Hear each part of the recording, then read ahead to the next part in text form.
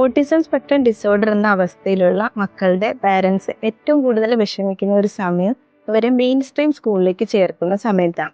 ഈ സമയത്ത് പെട്ടെന്നൊരു ക്ലാസ് റൂമിലേക്ക് എത്തുമ്പോൾ ആ ഒരു സാഹചര്യമായിട്ട് അഡാപ്റ്റ് ചെയ്യാൻ ഈ കുട്ടികൾക്ക് ബുദ്ധിമുട്ടായിരിക്കും.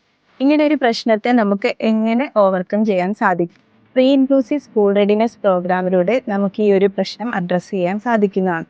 കഴിഞ്ഞ വർഷമാണ് നമ്മൾ ഈ ഒരു പ്രോഗ്രാം നമ്മുടെ സെൻറ്ററിൽ സ്റ്റാർട്ട് ചെയ്തത്. ആ സമയത്ത് നമ്മുടെ ഒപ്പം ഉണ്ടായിരുന്ന ഒരു പാരന്റിന്റെ അനുഭവം നമുക്ക് നോക്കാം.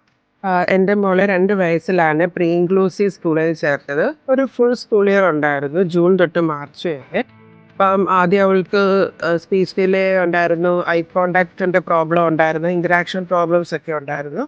പ്രീ ഇൻക്ലൂസീവ് സ്കൂളിൽ വന്നതിന് ശേഷം ഐ കോണ്ടാക്ട് ഒത്തിരി ഇമ്പ്രൂവ് ആയി, കുട്ടികളുമായിട്ട് നന്നായിട്ട് ഇൻറ്ററാക്ഷൻ തുടങ്ങി, ഗ്രൂപ്പായിട്ടിരിക്കും, ഗ്രൂപ്പായിട്ട് കളിക്കാനും ഒക്കെ തുടങ്ങി.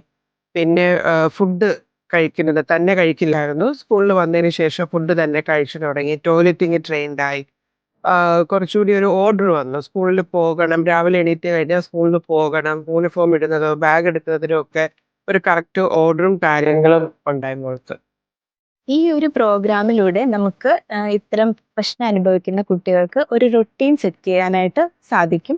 അതേപോലെ ചെറിയ ചെറിയ ഇൻസ്ട്രക്ഷൻ ഫോളോ ചെയ്യാനും ഡെയിലി ഗ്രൂപ്പ് ആക്ടിവിറ്റീസ് ഇടുന്നതിലൂടെ ഒരു ഗ്രൂപ്പ് ഇൻട്രാക്ഷൻ ഉണ്ടാക്കാൻ സാധിക്കും.